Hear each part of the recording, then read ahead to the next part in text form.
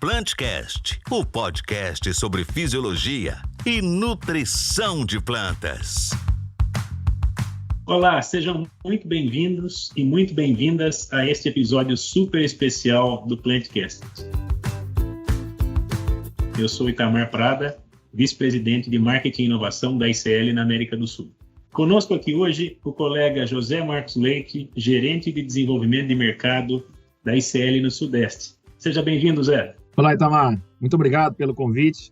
É uma alegria enorme estar aqui com todos vocês para gravarmos aí mais um Plantcast. Valeu, Zé. E conosco aqui também hoje o nosso colega Elienay Silva, consultor de desenvolvimento de mercado da ICL. Elienay, seja muito bem-vindo. Ok, Itamar, que alegria participar desse Plantcast. Obrigado pelo convite. Valeu, Elienay. E hoje nós temos um convidado, um entrevistado que dispensa apresentação. O professor, ministro, produtor rural, empresário, Dr. Roberto Rodrigues. Professor Roberto, vou te chamar de professor Roberto, que eu sei que é um título tão agradável, né, que forma tantas pessoas, que forma uma legião de pessoas que carregam o seu conhecimento Brasil afora. Professor Roberto, muito obrigado por aceitar o nosso convite para essa entrevista no Plantcast. Eu queria que você compartilhasse um pouco dessa sua história tão linda, essa sua jornada tão rica, desde o início. Conta pra gente, o senhor é de Cordeirópolis? Oi, Itamar. Em primeiro lugar, muito obrigado pelo convite para estar com você aqui, com o Elienay, com o Zé Marcos e com a turma da ICL nesse Plantcast.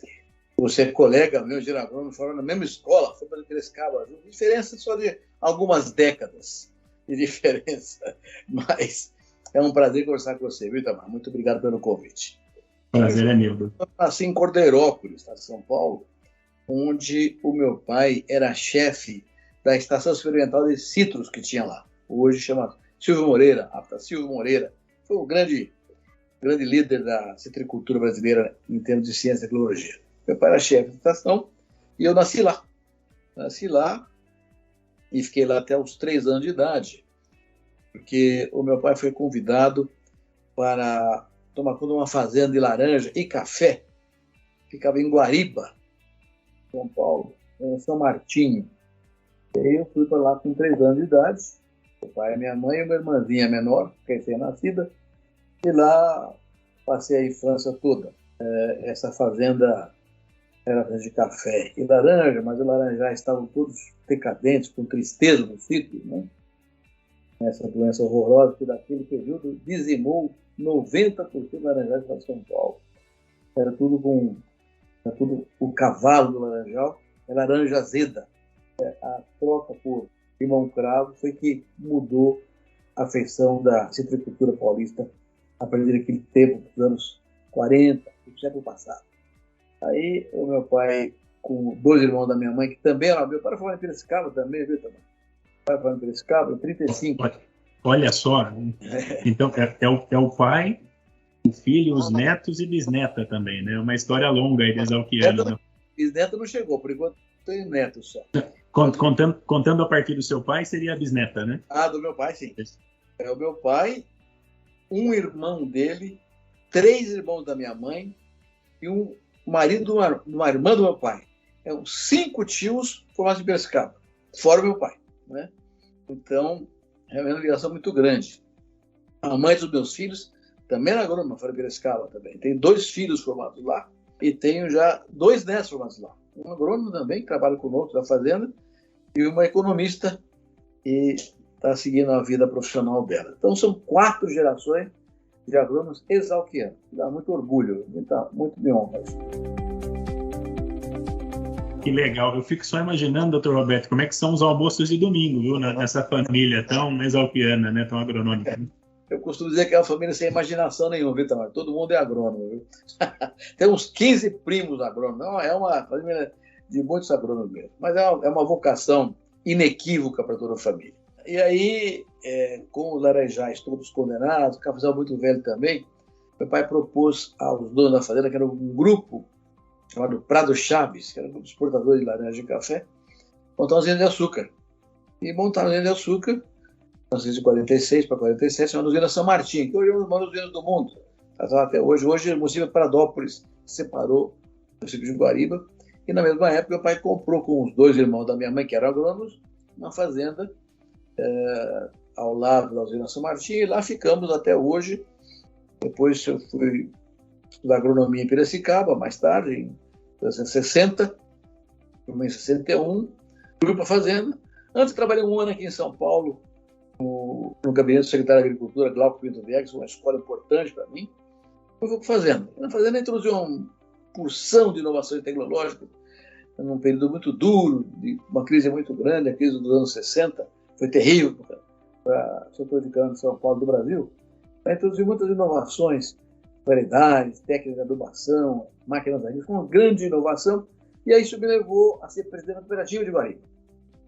Eu, Poblana, fui presidente de 1971 até 1979, da cooperativa, onde levei para Guariba todas as inovações que eu tinha aprendido na fazenda e transformamos a região, inclusive cuidando, imagina você, naquele tempo, imagina você, nos anos 70, usando toque de mamona como adubo nitrogenado, que era orgânica, né? E plantando árvores. Eu vivia na fazenda, a minha mulher naquela época, era agrônoma também, silvicultura, desenvolveu um viveiro de muda na fazenda com essências nativas, com 160 espécies nativas. Nós montamos um grande plantio de árvores nativas, e hoje tem lá árvores com 50 anos de idade, né? Nativa, naquele tempo ninguém falava nisso. Imagina, floresta, nós plantamos floresta nativa há 50 anos atrás. E aí, Essa é uma área maravilhosa, viu? Dá vontade de conhecer. É interessante, é realmente interessante. E aí, na cooperativa de Guariba, eu fundei uma cooperativa de crédito em 74, que eu queria que o setor caminhasse com as próprias pernas, né? Não dependesse de banco, nem público, nem privado. A cooperativa de crédito foi um sucesso, chamou a atenção da OCESP, que é a Organização Cooperativa de São Paulo. Acabei sendo eleito diretor executivo da OCESP, implantamos o crédito de crédito do estado inteirinho. Aí a OCB me contou para montar um programa no Brasil, montando o crédito de crédito do Brasil inteirinho, que eram os bancos cooperativos, e hoje o Sicredi, o Sicob, que foram criados naquele período todo. Aí virei presidente da OCB, PT5, por aclamação. Na OCB, a primeira coisa que eu fiz foi filiar a OCB à Aliança Mundial de Cooperativas, com sede em Genebra, na Suíça, que dava todo o guarda-chuva à doutrina cooperativista em termos planetários, né? E comecei a andar pelo mundo, fortemente, e já em 1992, fui eleito presidente da Aliança Mundial de Cooperativas Agrícolas. E passei a andar pelo mundo inteirinho para ver agricultura no mundo, sobretudo cooperativas agrícolas, né? E também a Aliança Mundial de Cooperativas criou, em 93, um Conselho Continental para as Américas, um congresso que houve no México. Eu fui eleito também presidente do Comitê Continental das Américas, que era automaticamente vice-presidente da Mundial, em Genebra, na Suíça. E em 97 fui eleito presidente da Aliança Mundial de Cooperativas, e aí caí no mundo de uma vez. Andei em 79 países, conheço bastante cooperativa e agricultura no mundo inteiro. Então, essa foi uma parte da minha carreira ligada ao cooperativismo. Professor, só antes, aproveitando um pouco dessa parte tão interessante, né? Visitado 79 países para conhecer a agricultura. Nós que estamos num país com uma vocação agrícola enorme, né? Qual país chamou mais atenção além do Brasil, né? Poderia destacar desses 79. Aí, Tamás, é uma pergunta difícil. Já me fizeram essa pergunta tantas vezes eu fugi da resposta, porque são coisas tão diferentes, depende do que você analisa, né? Mas eu gostei muito, muito mesmo de alguns países na Europa Oriental, na Europa do Leste, né? A Tcheca, a Hungria, a Romênia, a Bulgária, porque eram países miseráveis. E quando houve a Revolução, quando caiu a União, o RSS, né, e o Gorbachev na Rússia criou a Perestroika e a Glasnost, houve uma ventania liberal, e o cooperativismo tem um papel muito forte nessa ventania liberal. Então eu acompanhei essa transformação. Eu era presidente da CI antes, durante e depois da queda do Muro de Berlim. Então eu assisti toda a transformação que o mundo viveu. Então eu gostei muito daquela área. Obviamente, também na Ásia, me encantei muito com o Japão, é extraordinário, um povo maravilhoso, organizado. Fiquei impressionadíssimo com a virada que a China deu, eu fui para a China em 86, né? Era uma coisa pobre, triste. Hoje é um extraordinariamente evoluído, ciência, tecnologia, educação para o povo, foi a Coreia também, Tailândia, países asiáticos. E, obviamente, Estados Unidos e Canadá são países extraordinários, invejáveis, né? Na Europa Ocidental, tem todos os países. E, em matéria de agricultura, a França e a Alemanha são exemplares, com grandes resultados, impressionantes resultados. Nos países nórdicos, Suécia, Noruega, Dinamarca e Finlândia, lá tem um cooperativismo espetacular e se somam com a Holanda como grande produtor de leite, derivado de leite. Então, realmente, o mundo eu gostei mais disso daquilo, né? Agora, quando eu fui presidente da CI, num apartamentinho lá em Genebra, na Suíça, que era a sede da CI, estava fazendo o peão pelo mundo inteirinho, pela Europa inteira, pelo mundo todo, África, Ásia, todo lugar. Na África também, países notáveis, Egito, na África, Chifre do Norte da África, Marrocos, Tunísia, Líbia, mas também na África subsaariana, Quênia, Uganda, África do Sul, países maravilhosos, enfim, tudo muito interessante. Muito interessante. Agora, quando eu morei lá em Genebra, passei para a CI, demorei, nunca morei, demorei lá, né, para andar pelo mundo. E quando eu, por exemplo, ficava fim de semana lá, fim de semana eu ia a Paris, ou a Roma, Londres, e aí eu fazia sempre aproveitava fazer um turismozinho cultural durante a semana. Então foi um período riquíssimo para mim também, riquíssimo. Bom, e aí isso foi cooperativismo. Na agricultura, que é a outra vertente da minha vida, eu fui fazendo meu pai em 1966 para assumir a fazenda, fiz todas as transformações tecnológicas e aí eu aumentamos, comprei mais terra lá na região mesmo e tal, e depois acabou indo para Minas Gerais, depois vendendo Minas Gerais, foi o Maranhão, estou no Maranhão hoje, os meus 4 filhos, né, e mais um sócio com o filho dele, temos uma área interessante em Balsas do sul do Maranhão. Então a agricultura também tem uma parcela importante, porque eu fui presidente do sindicato rural, diretor de instituições de representação, fui presidente da Sociedade Rural Brasileira e fundei a BAG, a Brasileira do Agronegócio, fui presidente da BAG também durante alguns mandatos, com ele e com Araújo. Então, na agricultura foi uma área interessante e como eu me envolvi muito em tecnologia, com agrônomo, que eu sou, né, então ganhei muitos prêmios e eu tive o privilégio de ter um papel relevante na instalação no Brasil que faz o indicador de sacarose, né? Bem como no Proálcool também. Então, foi a maior revolução tecnológica, a maior revolução do século XX. Foi a sacarose, porque todo mundo com variedade, a doação, enfim, a técnica que mudou para foi uma explosão da tecnologia que o Canavial viveu, depois veio o Proálcool, as coisas evoluíram também.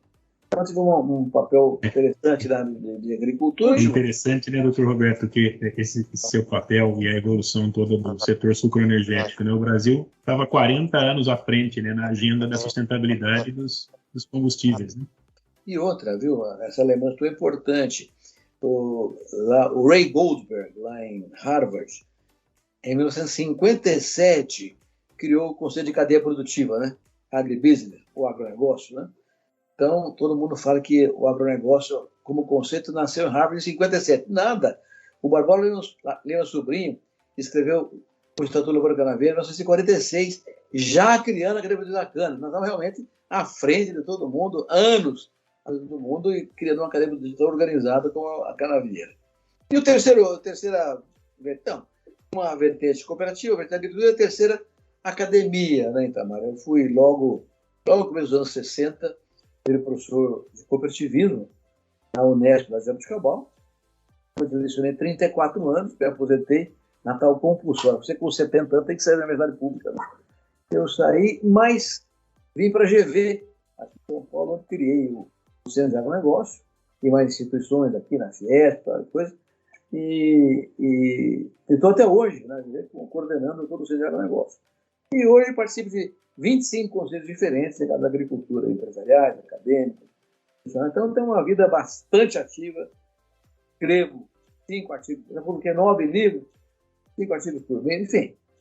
Eu sou um velhinho de 80, quase 80 anos daqui a pouco, mas um velho que trabalha bastante.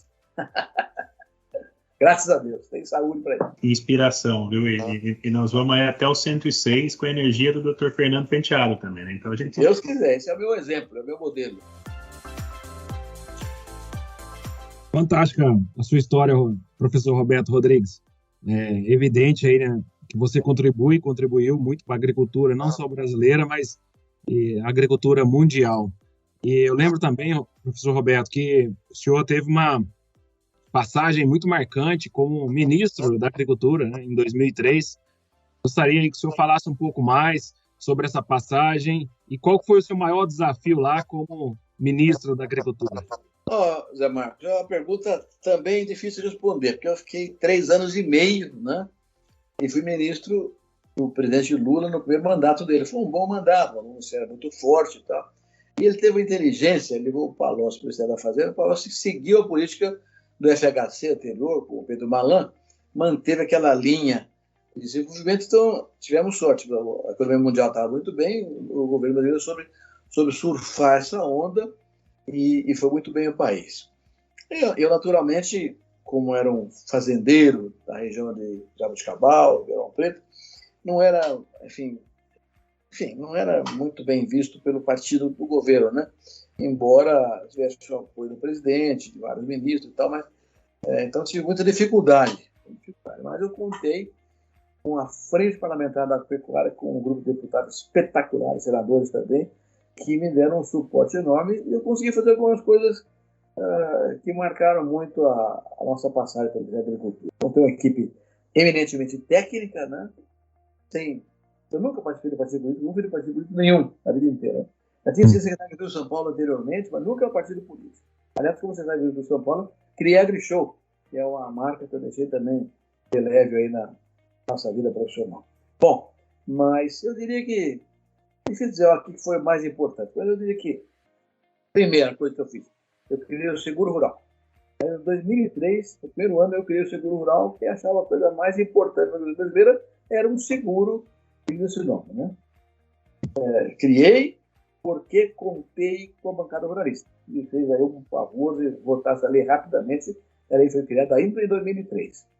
Hoje, ela não evoluiu muito porque o governo nunca cumpriu a parte dele. Entendeu? Agora, a Tereza Cristina, nossa ministra da Agricultura, que é uma mulher extraordinária, está melhorando essas condições de apoio ao seguro rural, porque ela entende, ela é agrônoma, ela entende o assunto dela. Mas, para mim, é uma das coisas principais. Outra coisa foi a lei de biossegurança, né? Quando nós assumimos o governo em 2003, tinha 12% de área de soja transgênica no Rio Grande do Sul. Era proibido por lei, não podia ter. Então, me lembro da ministra Vermelha, na época, queria patrolar tudo aquilo, eliminar e tal, e eu consegui, com o senhor presidente da República, fizemos uma medida provisória para liberar aquela soja que ia ser comercializada, e foi criado um grupo de trabalho de ministros para fazer a lei de segurança. É a lei mais inteligente do mundo, uma lei que o mundo todo copia, espetacular, que viabilizou a transgenia no Brasil, mas viabilizou a célula-tronco e outras questões fundamentais da tecnologia brasileira. Então, esses 2 pontos, a lei de biossegurança e o seguro rural, foram muito relevantes. Também foi muito importante, eu criei esses títulos do agronegócio que hoje são um poder enorme, né? O CRA, o LCA, LCA, hoje representa mais de 60% da verba da agricultura dos planos de safra. Então, foi muito importante também, graças à lei, graças à frente da agricultura que ajudou muito aí. Além disso, eu fiz uma reforma. A agricultura tinha tido uma reforma só em 70, a outra reforma em 73, quando o Polinelli foi ministro, imagina. Quase 40 anos depois, o Ministério era um Fusca e o agro era um Galaxy, né? Tinha que mexer naquele negócio da reforma e criei nessa reforma a área internacional, que é hoje um sucesso, né? E a área de planejamento estratégico, além de dar uma força muito grande para a defesa sanitária, que é um gargalo fundamental da nossa. E também reformei 3 instituições poderosas. A Embrapa, ampla, criando o PAC da Embrapa, que permitiu que ela avançasse. A CONAB, que era um órgão meio tragadão, estagnado, meio até corrupto. Botei lá o Guedes, fez um trabalho espetacular, saneamos a FUNAI, virou uma máquina importante, e o INEMET, que era uma meteorologia, que hoje é o roteiro, importantíssimo na área de meteorologia no Brasil. Fez também a legislação dos orgânicos, enfim, um período muito rico. Mas assim mesmo, eu fiz metade do que eu queria fazer. Mas criei a base da agricultura moderna que o Brasil tem hoje aí, com tecnologia, o Embrapa foi reestruturada, a FUNAI também, né, também. E o próprio Ministério da Agricultura foi reestruturado com ênfase para a área internacional, defesa sanitária e estratégia. Planejamento estratégico, que é hoje a direção da agricultura. Foi um período realmente de muita realização, mas muita dificuldade, viu? Muita dificuldade, muita luta política, assim, problema de reforma agrária. Foi sempre complicado. Ambiental também, mas assim mesmo, naquele período foi o período que mais reduziu o desmatamento na história do Brasil. O desmatamento caiu mais de 70% naquele período que teve no Brasil. Então, realmente, foi um trabalho muito grande também a favor da Amazônia. Por aí, mais ou menos. Queria contar a história até quinta-feira, semana que vem, sobre esse assunto aí, viu, Marco?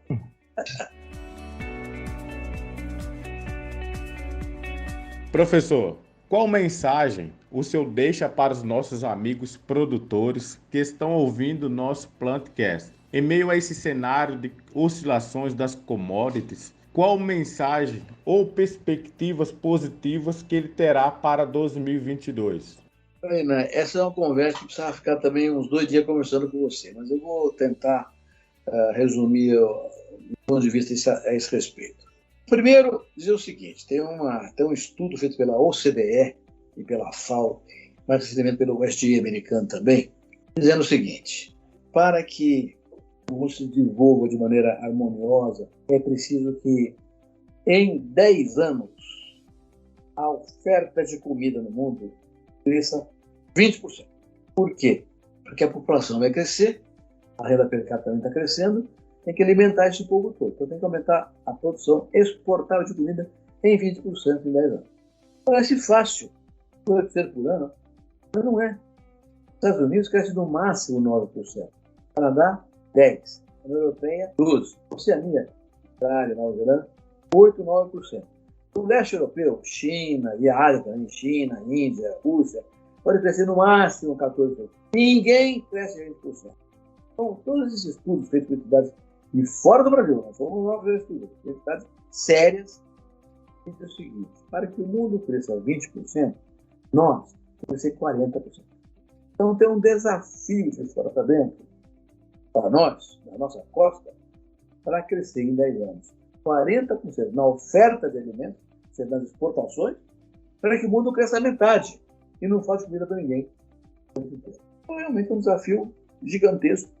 E por que esse desafio foi colocado para nós? Por 3 razões. Primeiro, nós temos uma tecnologia tropical, tecnologia espetacular, que nasceu aqui em São Paulo, no agronômico, na Exalc, biológico, todos os famosos estados do país, e que a Embrapa tomou conta nos anos 80 com enorme competência, tropicalizando as rotas tecnológicas do Brasil. A Embrapa hoje é o florão, mas é sustentável e é espetacularmente desenvolvida e o mundo inteiro admira. Onde eu andei pelo mundo, todo mundo admira essa sustentabilidade da nossa agricultura. Então, esse é o primeiro tema. O segundo é terra disponível. O estudo feito pela Embrapa, que mostra que toda a de agricultura, apenas 8% é nacional. Tudo que é plantado aqui, fora pasto, de alface e eucalipto, tudo se planta. Café, laranja, soja, milho, tudo, 8 a 9% é nacional. Tem mais 21% de pasto. E também está evoluindo muito. Antigamente se produzia muito menos carne por hectare, hoje é muito mais carne por hectare. Então, essa tecnologia nossa permite não precisar cortar mais floresta. Está transformando pasto em agricultura. Eu mesmo lancei, como agricultura, viu, Itamar? Lembrando um tema aí, Zé Marco. Eu que criei a integração da lavoura pecuária floresta, que é um tema quebrado. Eu que lancei como ministro, e hoje já tem mais de 7 milhões de hectares no Brasil. Um sistema de produção fabuloso, né? Com a cara do Brasil. Né? Isso, integrei a cara do Brasil. Isso tudo. Então, também temos terra para crescer bastante. E o terceiro tema é gente. Nós temos gente boa, jovem, competente em todos os anos da cadeia produtiva. Então, estamos evoluindo muito no Brasil. Esses 3 fatores: tecnologia, sustentável, terra e gente. Então, o Brasil é uma condição que nenhum outro país tem. E tem uma quarta condição, que é o mercado crescente, né? Sobretudo países emergentes, com populações enormes, pela mercado, não, o mercado está crescendo. Então, juntou a fome com a vontade de comer. Nossa competência de produzir com esses 3 fatores, e o mercado crescendo na fora, o Brasil explodiu. Né? Você tem uma ideia, no ano 2000, pouco antes de se formar, tá? O Brasil exportou 20 bilhões de dólares no negócio. No ano passado, 120 bilhões de dólares. Ou seja, em 20 anos, estamos por 6. É impressionante. Impressionante. Nenhum país fez isso, mas nem de longe. Né? E o crescimento espetacular. Eu sempre, do plano Collor até hoje, a área plantada com grão no Brasil, só grão, cresceu 90%. E a produção cresceu 360%. Muito mais do que cresceu a área plantada. Então, você poupou áreas com uma sustentabilidade espetacular do agronegócio. Isso é grão, mas também com cana, com café, com laranja, com pasto, com orelha, com tudo, fruta, né? Espetacular. O Brasil é hoje o maior produtor mundial, o maior exportador mundial de café, suco de laranja, açúcar, complexo soja, carne bovina, carne de frango, já é o 3º em algodão, já é o 1º também em fumo, não é relevante, 4º em milho, foi o 2º, no ano passado foi para 4º, porque a seca foi muito grande. Então temos crescendo em flores, crescendo em tudo, né? E realmente, suinocultura também, então é um espaço para o crescer. Então, a tua pergunta, eu diria o seguinte: se o mundo espera que a gente cresça 40% na exportação de comida, para que o mundo cresça metade, 20%, tem que botar mãos à obra. E mãos à obra? É uma estratégia articulada entre o setor público e o privado que permita esse crescimento. Que estratégia é essa? Logística, estrutura logística. A agricultura brasileira, até os anos 70, mas isso é coisa importante, até os anos 70, nós importávamos 30% da nossa comida. 30%. Aí surgiu um grupo de líderes liderado pelo Harrison Fornelli, meu irmão, companheiro de trajetória há mais de 50 anos, e abriram o leque do Cerrado. Era costeiro, mas do Cerrado. Né? Para lá foi o gaúcho, paranaense, catarina, paulista, mineiro, nordestino, e o Centro-Oeste cresceu num vigorismo espetacular. Trouxe gente, tecnologia, ciência e dinheiro. Mas não trouxe estrada, ferrovia, armazém, porto. Então, nós fomos para lá que cresceu espetacular, mas tem que fazer estrutura para que essas coisas sejam também competitivas. Então, o primeiro ponto é isso aí, estrutura. Agora, estrutura, o governo não tem dinheiro mais, então tem que ter parceria público-privada. Parceria público-privada só com as reformas, que é a segurança jurídica, então tem reforma tributária, do Estado, então depende muito do Congresso Nacional. Mas a primeira coisa é logística. A segunda coisa é renda. Né? Eu falei, eu criei o seguro rural em 2003, já faz 19 anos. Não tem nem 10% da agricultura brasileira segurada hoje, porque faltou recurso do governo, que é por lei, né? Então, um preço de renda que o seguro rural seja a base central do processo. Terceiro ponto, o comércio internacional. Não temos nenhum acordo bilateral importante. O Brasil, hoje no mundo, 40% do comércio agrícola acontecem em acordos bilaterais ou multilaterais. Então, não é um acordo importante. Aliás, esse acordo União Europeia e Mercosul está patinando já há 3 anos, está disputando a imagem brasileira. Então, nós temos que cuidar muito de acordos para que aumentar o mercado, para aumentar a produção. Né? Aumentar a produção vai vender para quem? Não tem mercado. Então, assim, trabalhar no mercado. Quarto ponto, tecnologia. Temos que cuidar da tecnologia para valer. A tecnologia é um processo dinâmico. Nós temos que sustentável, mas não pode parar de investir, tem que investir todo dia. Se você tiver redução de orçamento, como está tendo, infelizmente, na brasileira, você perde espaço para o futuro. E eu vou dizer uma frase para você aqui, não esquece, vou te falar agora, Renato. Não esquece isso aí. Não há futuro para uma nação que não investe em tecnologia e ciência e inovação. Um país só cresce, só se progride, só vai ser igualitário se tiver ciência e tecnologia. Então, nós não podemos parar de investir nesse negócio. Esses 4 pontos são principais. Renda, política comercial, estrutura logística e tecnologia. Mas tem uma porção de outros temas. E o principal é a sustentabilidade. Hoje, a sustentabilidade é um fator de competitividade. Né? Isso implica na questão da defesa sanitária, com muita atenção, muito cuidado, mas tem que acabar com coisas ilegais. Tem que acabar com o desmatamento ilegal. Não é admissível isso aí. Tem que acabar com incêndio criminoso, com invasão de terra, Perfeito. com mineração clandestina, terra indígena. Mas tem que acabar o que é ilegal. Aliás, a OCDE fez um convite ao Brasil para participar da OCDE. O que é a OCDE? A OCDE é a Organização de Cooperação para o Desenvolvimento Econômico. É uma instituição que é a elite do mundo. São 38 países mais desenvolvidos do mundo que compõem essa instituição, que estuda e cria regras para o avanço democrático e econômico no mundo inteirinho. O Brasil foi convidado para discutir a sua filiação à OCDE. Só que para ficar só da OCDE, tem que cumprir 253 artigos. É uma verdadeira... É um vestibular gigantesco para levar 4 ou 5 anos para responder. Mas o simples fato de terem convidado o Brasil para discutir a filiação significa que a OCDE, país mais rico do mundo, acreditam que nós temos condição de cumprir esse compromisso e chegar lá. Então, eu acho que isso é muito importante trabalhar com isso aí. E aí tem que acabar com o desmatamento ilegal. Todas as questões ilegais tem que acabar. Corrupção tem que acabar. Democracia tem que funcionar. A justiça tem que ser verdadeira. Tem que ter justiça para valer.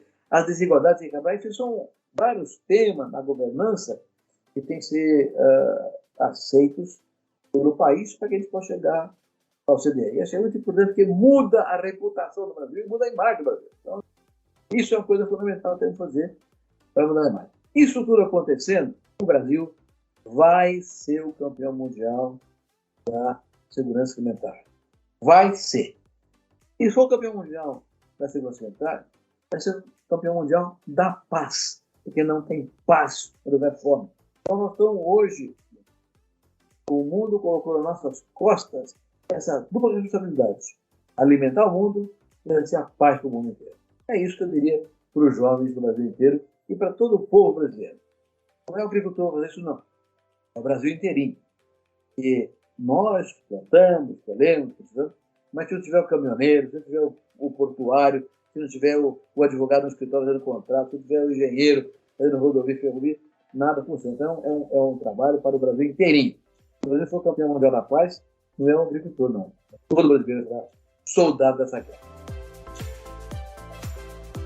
Professor Roberto Rodrigues, que mensagem, né? Que mensagem maravilhosa que o senhor deixou agora. A gente gostaria de passar dias aqui conversando, né? Porque o senhor realmente tem uma experiência vivida enorme, tem muita coisa para compartilhar, é sempre muito agradável conversar com o senhor. Obrigado, a gente vai se despedir daqui a pouco do Plantcast aqui, mas já realmente com um sabor de querer uma nova entrevista, né? Porque tem tantos pontos interessantes para falar de tecnologia, para falar de saúde, biofortificação. A gente citou aqui basicamente em pontos que vão de economia, né, os títulos, né, que foram parte das suas conquistas, né, como ministro, que são tão importantes hoje para movimentar o agronegócio.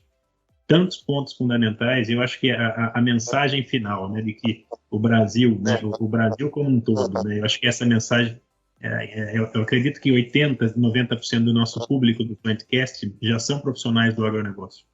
Mas eu gostaria muito que essa entrevista fosse escutada pela população que está em São Paulo, né, nos escritórios, porque realmente o agronegócio ele é uma bandeira nacional, né, e realmente todo mundo cabe dentro dele. Nós estamos aqui realmente para gerar riqueza com sustentabilidade para o país, e a sua mensagem deixou tudo isso muito claro. Então, em nome de toda a ICL, né, da comissão que participa do Plantcast, fica aqui o nosso agradecimento especial, né, como todos nós que vivemos do agronegócio, pela estrada que muito o senhor pavimentou. Nós sabemos que sempre é um trabalho de time, mas a sua liderança, né, e o impacto de tudo isso que foi construído realmente nos ajuda a ter um país tão forte hoje e que aposta nessa grande vocação. Então, muito obrigado mesmo, professor. Itamar, obrigado a você. Suas palavras são muito gratificantes para mim, nessa fase da vida, chegando aos 80. Mas eu, na GV, só para você ter uma ideia, acabo de criar um observatório de bioeconomia. Da bioeconomia, porque agora, na pegada de carbono no comércio internacional, a União Europeia vai querer enfiar métricas do goela abaixo, não vou aceitar. Então, estamos criando um observatório de bioeconomia para criar nossas métricas e disputar na mesa de trabalho, com ciência, com tecnologia, as condições favoráveis que nós temos também. Então, a gente não pode parar, viu? Não pode parar. Mas eu quero dizer para você o seguinte, Ainda bem que você assinalou isso aí de cara mesmo. Não fiz nada sozinho. Eu só fiz com gente boa, dedicada, brasileiros que acreditam no Brasil, acreditam no agro e fomos para frente. Eu queria deixar uma última mensagem, se vocês me permitem, nessa linha de que você fez comentário agora também. Eu fui presidente da OCB, da Rural Brasileira, da BAG, da ACI, fui presidente de 500 entidades de classe. Durante um longo tempo, eu fui um crítico feroz da sociedade urbana brasileira, que ignorava a agricultura, desprezava a agricultura. Uma atividade de segunda classe, e eu sou cidadão de segunda classe. Eu briguei muito por causa disso e tal. Passou um tempo, eu achei um fato, há uns 5 anos atrás, notável. Uma grande atriz francesa, chamada Catherine Deneuve, uma atriz célebre francesa, fez filmes maravilhosos como Bela da Tarde, é uma mulher maravilhosa já, tem a minha idade também. E ela ganhou o maior prêmio do cinema europeu, um projeto Molière, o prêmio Molière. Quando ela recebeu o prêmio, fez um discurso agradecendo e dedicou o prêmio aos agricultores franceses. E o jornalista que, por que uma atriz de cinema consagrada como você, agricultor francês? Ela respondeu, como é que você acha que eu estou viva? Quem me alimenta? Como é que eu estou vestida? O perfume que eu uso vem de onde? O sapato que eu uso vem de couro? Tem que nascer na sapataria? Não. Nasceu no pasto. Tá? Eu peguei aquela frase, fiquei tão encantado, já tinha uma admiração enorme por ela, fiquei muito mais admirado ainda do povo francês, e ficou muito claro para mim isso que você acabou de dizer aí, Tamar. Eu sou agricultor. Nasci na roça, vou morrer na roça, espero daqui a 20 anos ainda. Tem mais 20 anos de farol aceso, se Deus quiser. Enquanto tiver a luta acesa, eu vou estar... Com certeza, terá. Mas, então, quando eu planto uma semente de soja, aquela semente de soja, primeiro, aquilo é um mundo de ciência e tecnologia que tem naquilo, é muito mais que um chip de computador. O negócio tem fortunas gastas em genética, melhoramento, em defesa sanitária para criar aquela semente de soja. Quem é que fez isso aí? É um pesquisador científico, um agrônomo, um veterinário, um zootecnista, um biólogo, um médico. Quem formou esse pessoal? Uma universidade urbana. Então, eu não faria nada sem a cidade. A universidade está. Eu devo a cidade. Além disso, como é que eu planto aquilo? Com máquinas, com tratores fabricados onde? Em fábricas da cidade. Eu uso defensivos, fertilizantes fabricados onde? Na cidade. Eu uso caminhões para transportar sementes, fabricados na cidade. Então, quem dá financiamento? É um banco, é urbano, seguradora é urbano, tudo é urbano. Eu não faço nada. Nem tem aquela semente na nossa cidade. Ele prepara tudo, as máquinas, tudo vai poder plantar. Aí eu planto. Graças à cidade, planto. Cultivo, molho. Onde vai a minha produção? Vai uma fábrica de comida, uma fábrica de alimentos que é urbana. Embalagens fábricas urbanas. Vai para o supermercado que é urbano. Ou vai exportar por um porto que é urbano. Qualquer coisa é urbano. Quem escreve os contratos? Advogados, urbanos. Na verdade, agricultor, não faço nada que a cidade antes e depois. O que eu faço é plantar e colher e tratar. Então, eu sou regendo um sanduíche, que é o urbano-rural. O urbano-rural são duas partes do mesmo corpo, o corpo do Brasil. Então, isso aqui é fundamental que a gente compreenda. Eu não faço nada sem a cidade. A cidade morre de fome sem agricultura.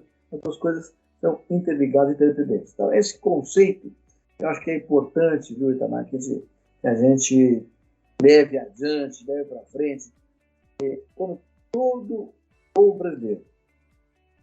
Como a Europa já faz, Estados Unidos já faz, Japão já faz.